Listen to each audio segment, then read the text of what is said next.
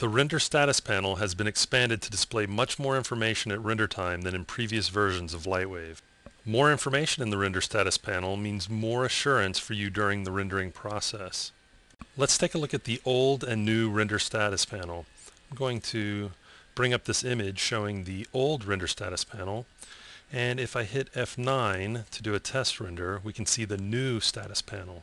The information displayed in the updated render status panel allows you to quickly see detailed information about what is being rendered. The new panel includes current frame, segment, and pass information, current frame point, polygon, and memory statistics, current frame time elapsed and time remaining, progress bars for both individual frames and sequences, persistent data for last frame rendered and render time, and status for 23 render settings including camera and ray trace options.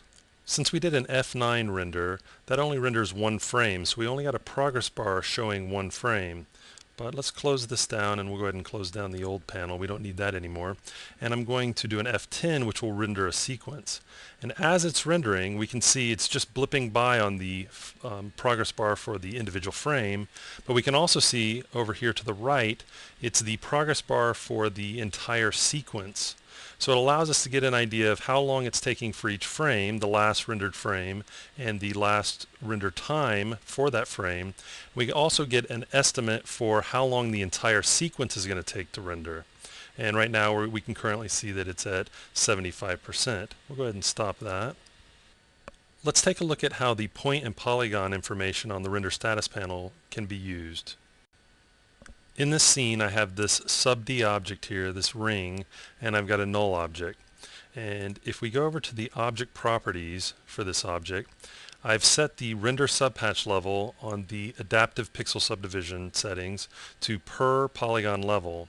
And under our texture editor here, I've got a basic gradient that the subdivision level is based off the distance to the null object in the scene. So let me close that down.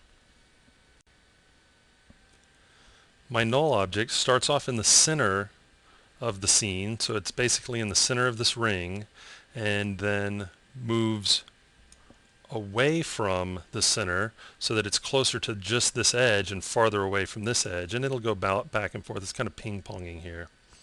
Okay, so what I have with that gradient set up with the APS settings, I can do a test render here and see that it's pretty much a dense mesh all the way around because the null is right in the center. Okay, so I have about 20,000 points and about 39,000 polygons. Let me go ahead and close this.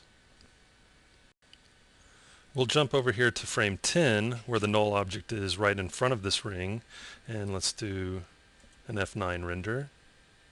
And we can see that we now have about 12,000 points and only 22, we'll just say 23,000 polygons. This is due to the fact that this portion of our sub-D object has a lower subdivision level based off the null that's located about right here in the scene. One of the nice things about the new render status panel is you don't have to remember if you put the right settings since they're displayed right here for you. You can better anticipate rendering time requirements since you now have more information about the progress of the frame and the sequence.